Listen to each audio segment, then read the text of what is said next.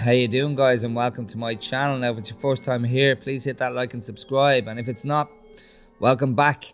Today I'm having a look at the Sideshow Collectibles Dirty Harry, both iterations there. You can see just as I zoom in, both iterations are quite different with their paint applications, and the Final Act variant, in my opinion, is far superior, but we'll get into the details of that a bit later on. Just having a look at the boxes there, you can see that the only difference is this sticker at the front to indicate that it's the Final Act variant.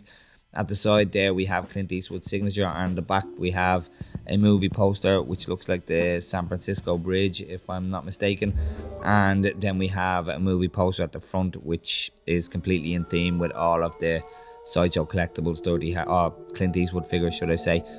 Just having a look at the original release, the first release by Sideshow of Dirty Harry, before we get into the details of them. Before we get into the details, I'll just give a quick pan down and up. We have the base there, not the best base in the world, typical Sideshow base, but we'll just have a look at the accessories real quick there. You can see we have a lot of hands, two gesturing open palms, two relaxed open palms, two closed fists. We have a hand there for holding the badge, and if I just grab the badge there, you can see it just pinches in there.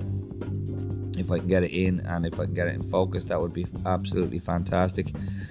There we go. You can see he just holds the badge kind of like that. It's not exactly perfect, but that's you get the idea, guys. If I can get focused in there, you can see that the attention to detail on the badge is absolutely fantastic. You can see it says Harry Callahan on it there, and it has Inspector written on it and his signature, and that is absolutely a photograph of Clint Eastwood. As far as I can tell, that is completely movie accurate there. Even the image, even the photograph that they've used is completely movie accurate.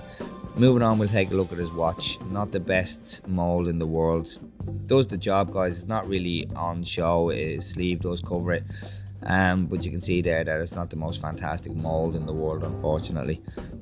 And then we have his Magnum 44, most powerful handgun in the world in its day. Really nice mold. If I can get focused in there, I'm having awful trouble today getting focused in. You can see there is some light dry brushing on it there. It looks quite nice. The grip on it there is absolutely fantastic. Looks like wood, and we do have a working mechanism there. The hammer doesn't work, but it does open up there, but unfortunately there isn't any rounds in it. But again, it's not really the end of the world. It's not necessary. But you can see the weathering that's been put on it there, the dry brushing looks really nice, and like I said, that grip there, the wooden grip, looks absolutely fantastic. So there we have it, guys. That's really the accessories. Oh, just having a look at his trigger hand there, you can see that it is, all the hands are painted, reasonably well. It does have the cuticles on it there, and you can see the staining from the handle off the gun on the palm of it there. And then we have this hand here, which is, I think, for holding the badge again. Yeah, I think it's for holding the badge. I can't really get the badge to sit in it right, but that's what I think what the intent was. Anyway, this is the accessories here. So moving on, I suppose we will have a look at the figure itself. And here we have the figure itself. Just giving it a quick pan down before we get into the details. First impressions, when I first got him, I thought it was absolutely fantastic. I thought the head sculpt was absolutely great. Just having a quick look at the base there. Typical Sideshow base. Clint Eastwood signature on the bottom of it. Makes absolutely no sense. I'll keep saying it every time I do one of these figures. Starting off from bottom to top in my usual fashion, we'll have a look at his shoes. Very, very shiny, guys. I'm not sure if they're picking up too well on camera there. They're very shiny. Nice mold. They do the job, absolutely. You can see the lace there molded into them, and the bit of stitching molded into the side there, and we have some rippling in it there just to add that little bit of realism. Very, very, very shiny.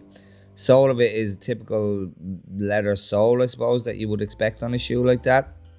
There's absolutely no weathering on them whatsoever, but personally I don't think it's necessary. I think if I can remember correctly, Harry Callahan was immaculate, absolutely immaculate, especially in that opening scene at the start of the movie.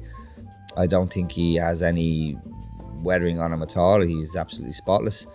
Again, just looking at the front there, you can see the rippling in the shoe there, or the fold in the shoe looks really well. Just moving up to his trousers there, tailored very, very well, stitched very well. They fit him very, very well, guys. They kind of look like a pair of school trousers. Completely movie accurate though. I'll just pan around to the back there. You can see he does have the pockets there. They are like a double stitched pocket.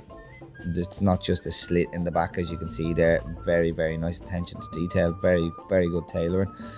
And again, no weathering, but not necessary, in my opinion. Not necessary anyway. And you can see at the bottom there, we do have the little turn up at the bottom, which is completely movie accurate again. And then moving up, we'll just have, if I can just get him down, there we go. We'll have a look at his inner layers. Very, very, very crisp white shirt. Again, movie accurate. He has his burgundy kind of body warmer sweatshirt on there, I suppose you'd call it, his v-neck. Movie accurate. You can see it has the stitching in it there, which is scaled down acceptably well.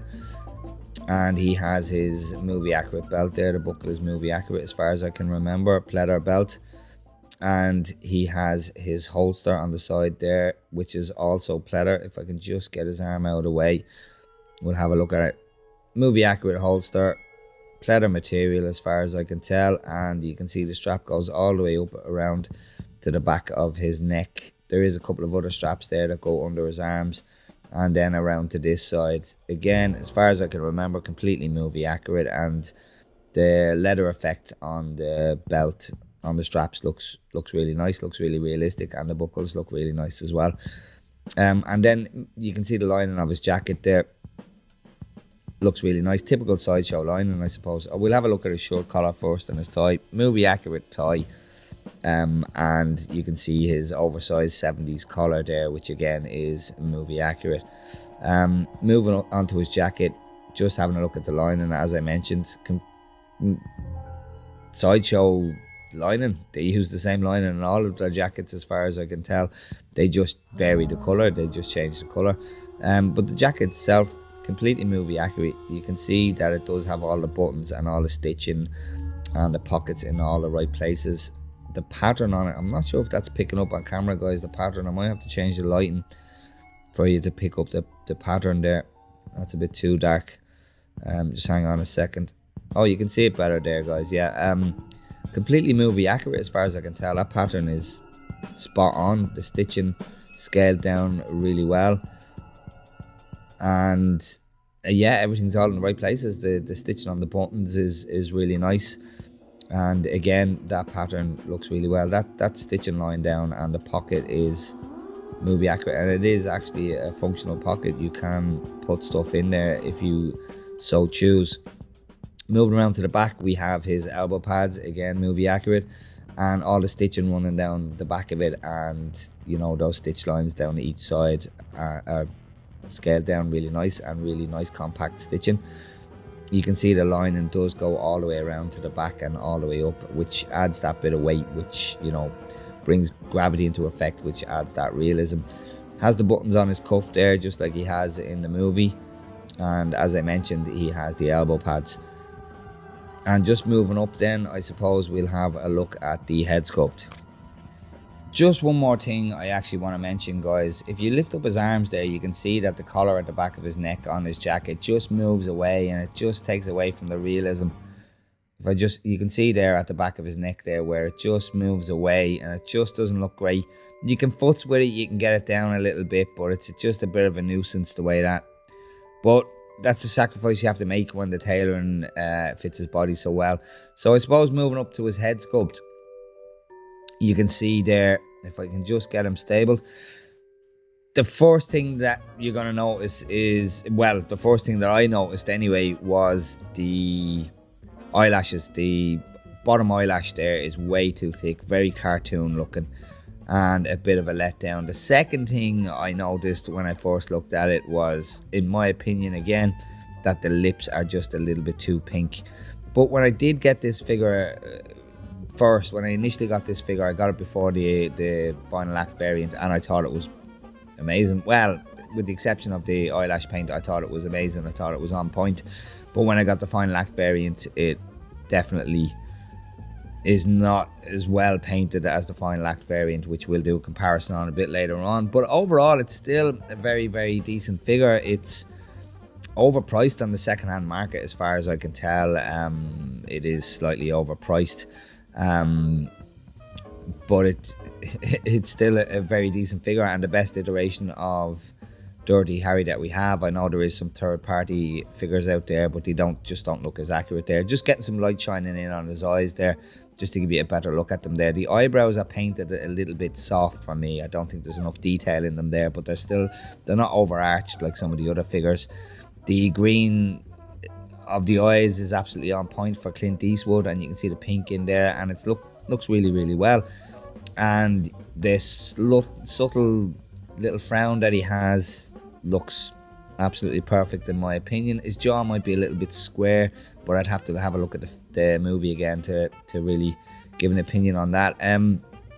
The mold of the hair isn't great. You can see there's some really chunky bits there and some rough bits to it, and there isn't a whole lot of depth to it. You can see there's a seam line up this side here which isn't great, and on the side here just behind the ear there, I like the way it waves over, but it is an attempt to hide a seam line, which isn't really a great attempt. But at the front, the hair looks decent enough. You can see the way it waves in different directions, and it definitely has that puffy 70s look to it, just like it looked in the movie. Just getting in a bit closer there again at the eyelash paint there, and I don't like it. I don't like it at all. And when we do the comparison there, you'll see that, you know, it really just doesn't look great at all. But the mole on his face, on his lip there, accurate, properly sized, unlike which is the other figures is it that I didn't like. The William Money figure, it's a bit big on him. But that's pretty much it for this figure. So we'll have a look at the Final Act variant, and immediately you can see the paintwork on the head sculpt is far superior. Just give him a quick pan down there before we get into the accessories. Tailoring, really, really nice. Again, when I first got this guy out of the box, I thought, yep, absolutely amazing, and I am considering switching the head sculpt over for the original release to have the better head sculpt. I think I'll end up doing that.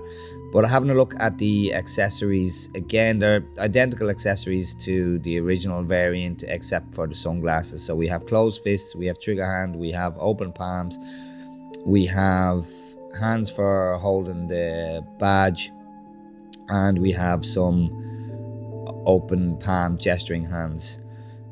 Just getting zoomed in a little bit there, and we'll have a look at his badge. I'm not going to spend too long on it, guys, because it's identical to the previous one. You can see there that it has perfect detail in it, absolutely amazing attention to detail, guys, with his name, his signature, and his job title on it there, and a picture of Clint Eastwood. Really, really nice attention to detail. And then we have his watch again, identical watch to the previous iteration. Not a great mold at all, but as I said before, the sleeve covers it all the time, so it's not really a deal breaker. And then we have 3 pairs of glasses, but only one of them fit him. This pair here are warped, and when you put them on his face, they just don't sit right. And this pair here, if you can see on the lens on the left hand side, that there is a crack down the top of the lens. I'm not sure if that'll pick up on camera, guys, but there's a dark crack down the front of the lens there, down the top of the lens, and just makes those glasses redundant. So there is one pair that fit him, so it's not too bad. And then we have his revolvers, Magnum 44, exactly the same as the other one. The hammer doesn't work, but yeah, like I said, exactly the same. Looks really nice. The mold is really nice. The grip looks amazing. I think that looks absolutely fantastic.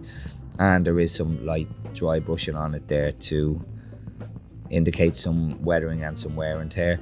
So there we have it for the accessories for that guy. So I suppose we'll move on and we'll get into the figure itself. And here we have it. Just giving him a pan down before we get into the details. And we'll have a quick look at the base. Again, the same as the previous guy. It's not, whoa, the cat-like reflexes of a cat. I'll just hold on to him. Just like the other one, and all the other Clint Eastwood figures, his signature on the base, terrible, stupid, and I let down on Sideshow's behalf. So just zooming in on that sculpt and moving down, as I said, I think the paint on this one is better, but we'll get into that. Starting from bottom to top in my usual fashion, we'll have a look at his shoes. And they are identical to the previous iteration, just different paint applications. You can see that they are a dark kind of chocolate brown, but it is the same shoe as far as I can tell as the previous one, and you can see he has a socks on them there.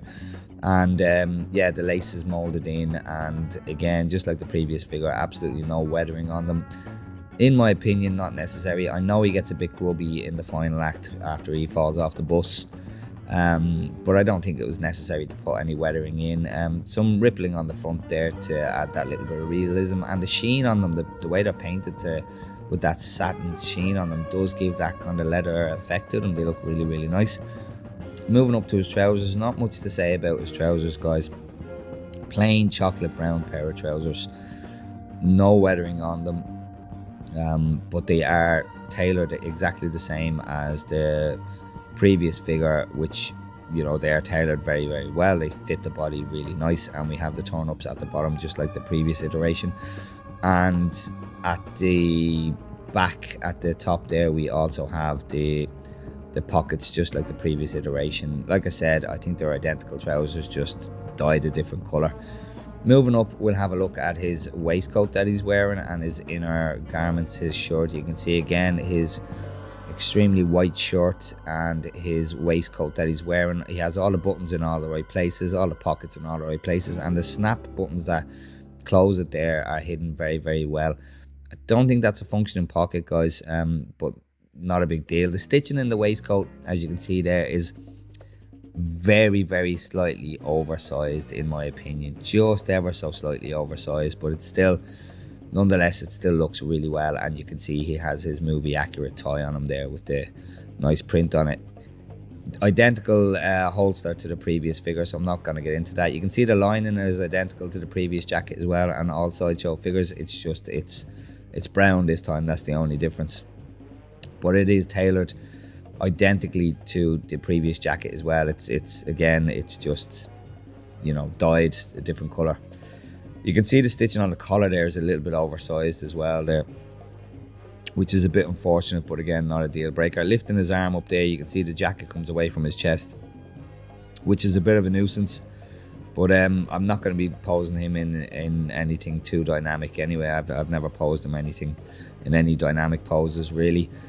Just taking a look at the back there, you can see that there is no weathering on the jacket again. He does have the buttons on the cuff like he should have. There's no weathering on it. You can see the lining again, just like the previous jacket. It goes all the way up and it adds that bit of weight, which, you know, gives the illusion of gravity, I suppose.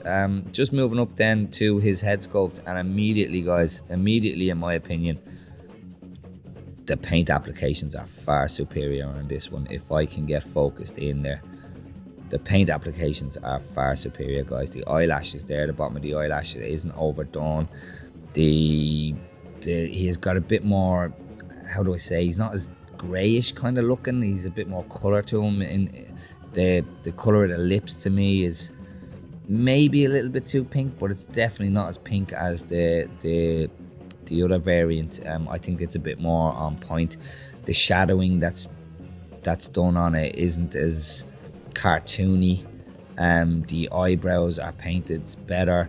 You can see it's got the same mold, so obviously the hair and the mold on the hair is going to be identical. The dry brushing is done slightly different, but yeah, overall the hair is pretty much identical with the same seam lines down it. But the paint applications on his face are definitely far superior in this figure. Look at that, that looks way, way better. The eyebrows, the slight rosiness in the cheeks, and he's kind of just less grey looking, I suppose, overall. You can see that seam line down the hair I don't like at all. Nothing they can do about it, I suppose, but yeah, I think Sideshow need to pull their socks up when it comes to those seam lines, because there's a few of their figures that are like that. and it has that little thing behind the ear there to hide the seam line. But I do like the way the hair goes out and over the ear, and it's, like I said, it's very puffy and 70s like.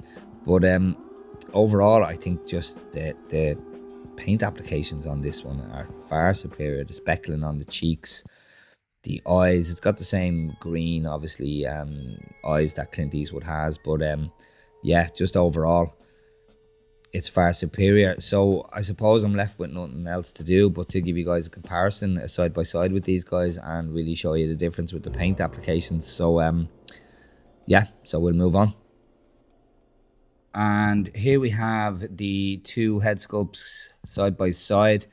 And immediately, in my opinion anyway, the Final Act variant is far superior. The paint applications are far superior, and it's obvious to me that the sculpt for the Final Act variant was done by somebody who was far more skilled with a paintbrush than the original variant. Just looking at the obvious thing for me is the eyelash paint on the lower eyelash on the Final Act variant is just terrible. It's too thick, it looks like eyeliner. The shaded area around his forehead and under his chin there just doesn't match the neck. The neck is a little bit lighter in colour, where with the Final Act variant it matches almost perfectly. The lips are a little bit pink, as you can see there, and just the shadowy areas are just greyer. At some angles it's hard to believe that it is the same sculpt. As you can see there, as I swap from one to the other, he just looks greyer on the original variant than he does on the Final Act variant. There's a bit more life in him. There's a bit more life in his eyes, and he just doesn't look as. It's hard to believe that's the same sculpt, guys. The paint is just so different. The chin looks a different shape. The jawline looks slightly different, and just punching in a bit closer, I suppose. And here we have again an obvious paint application difference. Just as I said a moment ago, the lips on the original variant are almost looks like he's wearing lipstick up close, and eyeliner. That's kind of the way he looks. You can see up in the forehead area. I'll just add there, guys, the head sculpt on the left there is the original variant, and the head sculpt on the right is the Final Act variant. But yeah, it's again, do you need to be told? It's quite obvious to me which. The eyebrows even look a different shape. They're painted better. The eyes, inside the eyes, painted better on the Final Act variant. And just the overall shape of the face that's made by the paint on the original variant just looks too narrow. You can see the grey areas there, just, you know, and even his nose looks wider on the original variant. It's crazy. It's crazy to see the difference that paint can make on the exact same sculpt. You can see just on the front of the hair there on both of them where there's just a little bit of rubbing damage. That's not from the figure falling, that's from the packaging. It obviously rubbed in the packaging on the shipping over here. Even the hairline, the paint where the hairline is just isn't great on the original variant. And overall, if I just come out a little bit there, guys, you can see that even his chin line looks different. And there we go. Like I said, just to me, even the chin line looks slightly different. His jaw looks wider on the original variant to the Final Act variant. Again, all in my opinion. It is subjective, guys, but I'm pretty sure the majority of you will agree with me. Just giving him a pan there just to have a look at the side profile of him. I can't take my eyes off that eyeliner he's wearing. It's quite off-putting when you're zoomed in that close. It's not as bad, obviously, when you're looking at the figure in hand, but just zoomed in up close looks really bad. And you can see what I mean about the kind of the shaded grey areas around the hairline and down into the jaw, where he has a bit more colour, a bit more rosiness to him, a bit more life, a bit more warmth to him. Yeah, that's the best way I can describe it. The one on the Final Act variant looks warmer and more alive than the original variant, which just looks a bit grey and dull. And obviously, again, he looks like he's wearing lipstick and eyeliner. But I'll say it again, guys, it's not so bad. you know, when you're holding the figure in hand, but when you have both of them side by side, it's obvious. If you have just the original variant, it's not going to stand out so much. Just looking at that one on its own, absolutely superior paint job. I can't fault it. It looks great.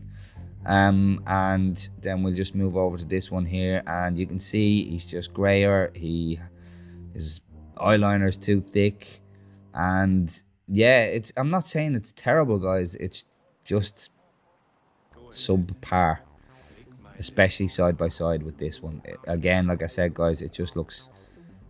It's hard to believe it's the same sculpt. I'm gonna leave you with some pictures, guys. Anyway, if you made it this far, thank you so much for watching, and please hit that like and subscribe, and keep an eye out for more content. Thanks again.